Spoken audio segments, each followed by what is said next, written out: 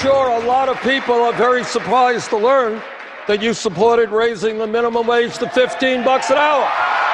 You know, wait a minute. That's just not accurate. I have stood on the debate stage with Senator Sanders 8 prior times. Excuse me. If you're both screaming at each other, the viewers won't be able to hear either of you. Okay. So please don't talk over each other. Imagine that. Hillary Clinton and Bernie Sanders during last night's Democrat debate being admonished by Wolf Blitzer. The two candidates, well, they're on pins and needles as they fight over voters in the state of New York. So did last night's debate help or hurt Senator Sanders and Secretary Clinton? Let's talk about it now with our political panel. From Newsmax, Washington, the former National Press Secretary for Dr. Ben Carson and Republican communications strategist Deana Bass, a partner at Bass Public Affairs. And via Skype from Tampa, Florida, Democratic media strategist and the Vice President of KateCom Communications, Franco Ripple. Franco, since it's your party, and if you can cry if you want to, no, really, the way they were arguing last night, talking over each other, what does that tell you?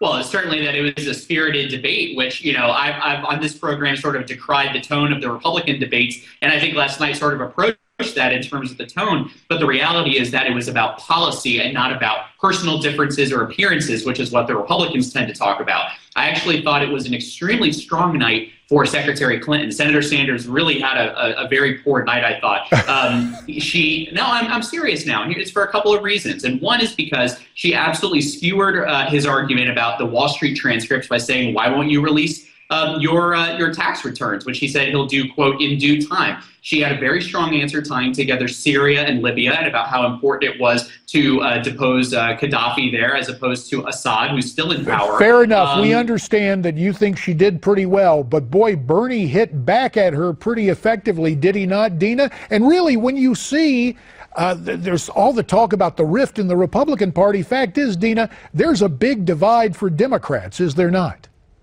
There is a huge divide, JD, and, you know, I think that Franco, I'll have to disagree with him. I think that the Secretary Clinton, looked like she was coming undone. This is a woman who has spent most of her adult life on the campaign trail in some form or another, and she is becoming undone by a 70-plus-year-old socialist from Vermont.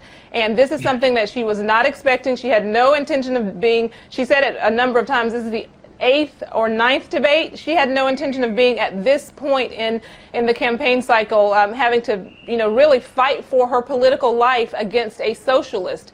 I don't think that this made her look any more presidential. I think it made people begin to wonder, how is it that she is going to lead this great nation if she can't even beat a 74-year-old socialist? Well, it's interesting what came out of the debate last night.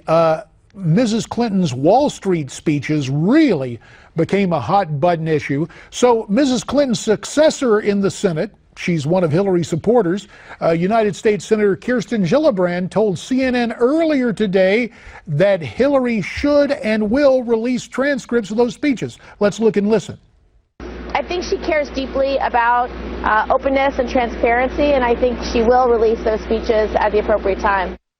So now, Franco, you were telling me that Bernie was weak about not saying, well, I'll release my tax returns at the appropriate time. What do you make of Senator Gillibrand's statement? Is it an impersonal, indirect inoculation for Mrs. Clinton? Do you think she will release the transcript?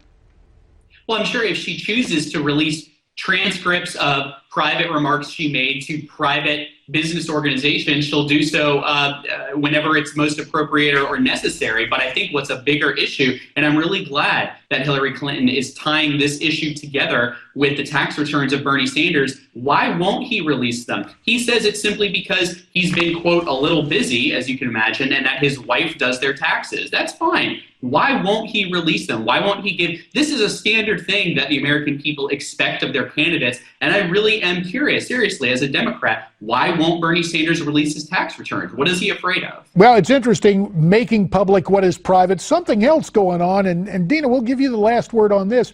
NBC News aired portions of an interview with Vice President Joe Biden's wife, Jill. Take a listen to what she told NBC News about the vice president's decision not to run for president. Joe would have made a great president. I feel, you know, maybe America missed an opportunity. I don't know. It just wasn't the right time.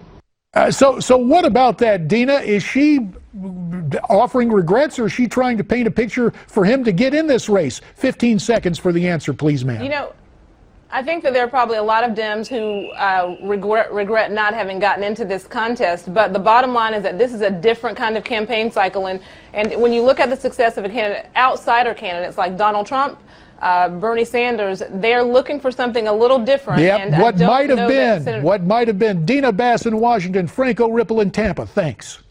Do you want to keep more of your hard-earned money at tax time? Now you can with the new book, Deduct Everything. Market Watch tax columnist Eva Rosenberg shows you the legal deductions, tax credits, and loopholes that add to your personal bottom line. Deduct Everything is your ultimate guide to lowering your annual tax bill.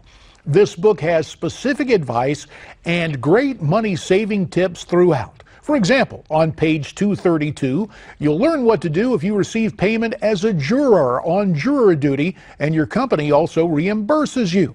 Page 197 explains how to take advantage of $2,000 for the lifetime learning credit, even if you're not seeking a degree. Page 140 talks about how you can carry over certain deductions for up to 15 years. And there's much more in Deduct Everything. This book is available on Amazon and at bookstores everywhere. Simply visit newsmax.com/deduction or call us toll-free at 800-219-1874 to take part in this free offer. You have nothing to lose, and you could save big.